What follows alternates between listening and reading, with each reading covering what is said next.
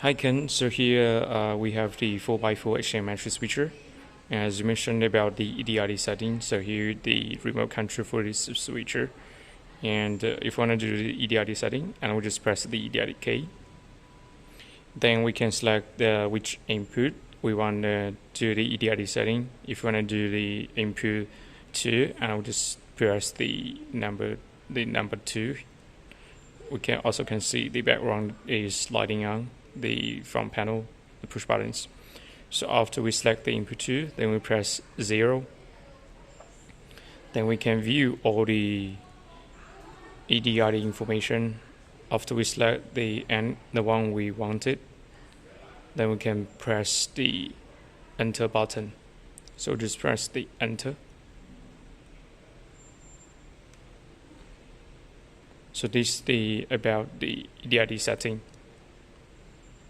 If we want to do the EDID setting for input 1, and we press the input 1 again, and also same, press 0 button to view like different EDID information. So after we select the EDID, and then we just press enter to confirm.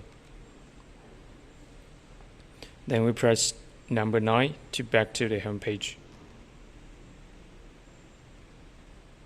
So this is about how to do the EDID setting from the remote control.